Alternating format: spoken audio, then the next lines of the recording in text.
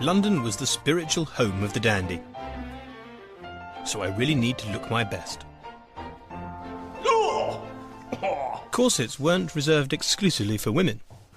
Good God, what has happened to my body? How has this worked? Where is it all gone? I'm modelling myself on the ultimate Regency style icon, the socialite, gambler and wit Beau Brummel. To watch Beau Brummel get dressed was seen as a great privilege in upper social circles. It would take up to 5 hours and require the aid of a servant. Just doing his fly used to take him to 11 in the morning. His most famous invention was the starched cravat. Involving elaborate knots, these caused a sensation in fashionable society, but were extremely hard to copy. And he instigated a thing. He used to have at least a foot of starched linen. And Beau Brummel would have a young boy tie this, like this, around him and play a sort of peekaboo, you know, where's Beau? And later in the years it was found to be more fashionable if the chap could actually see. Such was Brummel's fastidious extravagance that he'd wash his boots in champagne. Not wanting to dirty them, he would take a sedan chair rather than walk. Following in his shiny booted footsteps, Sue and I are hoping to catch one across town. Hello, sir. Royal Society, please. Oh, I like your Bluetooth headpiece. I think he's a savage.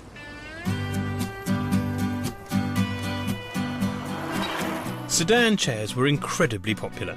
Cheaper than carriages, they had the advantage of being able to drop you off right at the door. Extremely useful in London's dirty and unsafe streets. On the outside. Oh, right. Good God, I just hit a cobble. I think it was a cobble. It might have been an orphan. There's Nelson's column. That's gone up quick, hasn't it? It's only 5 years ago he won. Although he lost at sea to Nelson in 1805, it took until 1815 and the Battle of Waterloo for Napoleon to finally be defeated.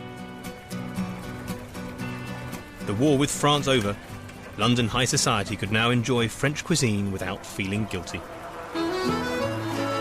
Leading the way was the now portly Prince Regent. In 1816 he employed the world's first celebrity chef, Antonin Carême. Tempted by a salary of £2,000 a year, which is £120,000 today, Carême brought his flamboyant cookery to the royal court.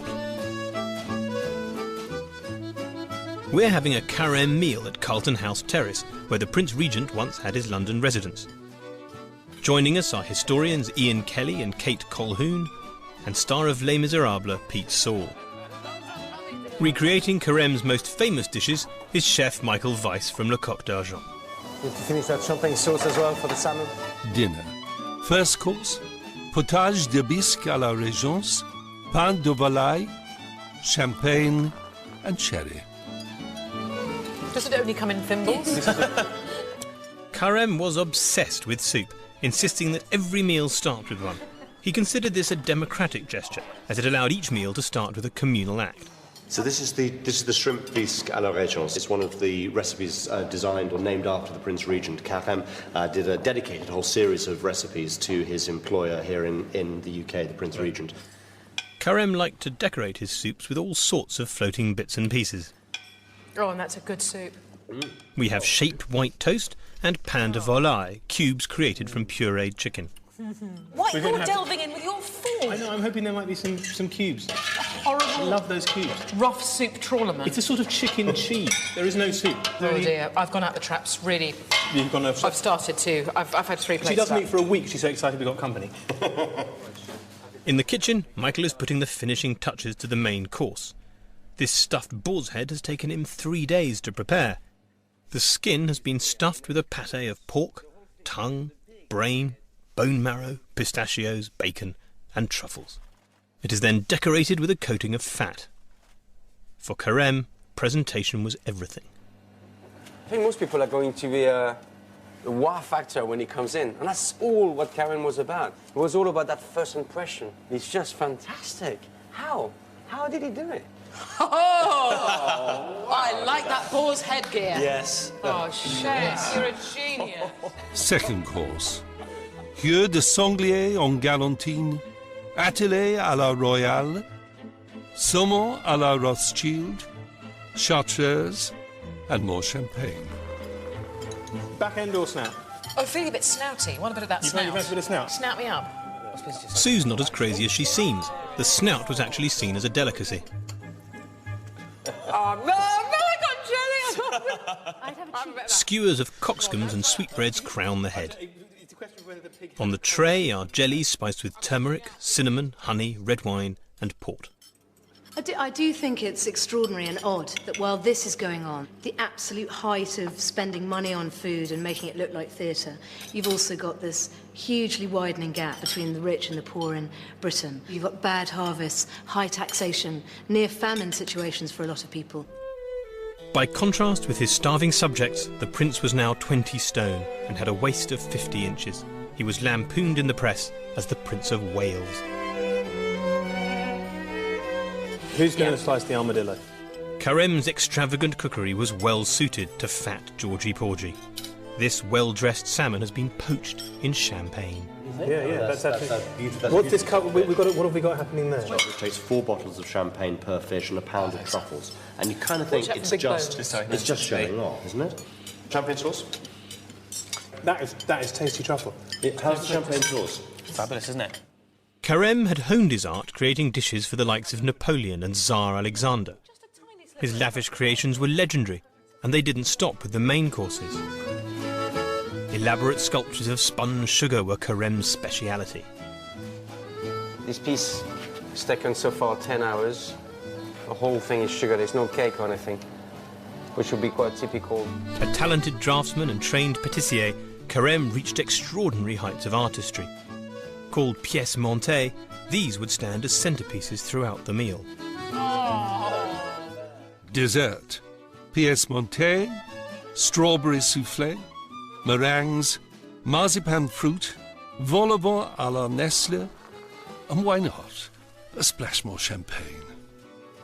You know, you got 3 completely revolutionary moments here. There's the sugar pièce montée. It's not about the eating of it, but the stuff around it you can get at. The soufflé. I mean, Carême is credited with inventing both the soufflé and the vol au vent, which we have here.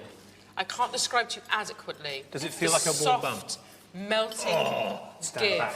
Now, I love a dessert. how many chefs can do that? Were there any kind of terrible rashes you could get from it? With the effect of all this rich food and champagne, our elegant supper begins to degenerate, becoming as out of control as the prince's waist. Having a savoury at the end of the meal was the fashionable thing to do, so it's time to have some fun with the vol au vent. We should. This one is particularly intriguing, Sue. Vol au vent à la Nelle, one of Carême's homes. Somewhere underneath there are cockerel's testicles, and Are they really in there? The cockerel's testicles are a famous aphrodisiac of the period. There'll be a hole. There you That's one. go. Yeah. Oh, that's got some give, hasn't it? It's got some elasticity. Yes, a little. But can I assume, from the way that you've been making goo-goo over the testes with my sister, that you're prepared to make an honest woman of her? She's worth £3 a year. I was thinking I would take off your hands for no money, Well, you're a as a joke. favour to your good self. You're saying that she's worth nothing? You're saying that you would take her for nothing? By God! Tomorrow, at dawn, swords. Indeed, sir. I will not shake your hand, varlet. Get thee hence from my house. I Leave him will. alone, leave him No, alone. leave him Tomorrow I'm alone. going to have to kill him. That happens every time we have people round, you swap testicles with them, and now I shall have to stab the poor blighter at dawn.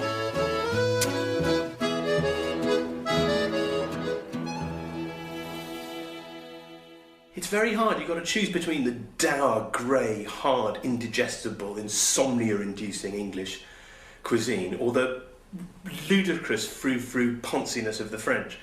I mean, vol au vent, what does that mean? Fart in the wind? I mean, I've got a feeling that I challenged somebody to a duel.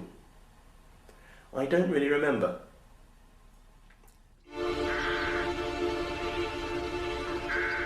To get in shape for this terrifying venture, I'm having a slimming Byron breakfast. What I'm doing here is I'm just fortifying myself for my duel with a cup of black tea, whitened rather bizarrely, with an entire egg. This is the thing that Byron used to do. Part of his manorexia thing was this tea with an egg.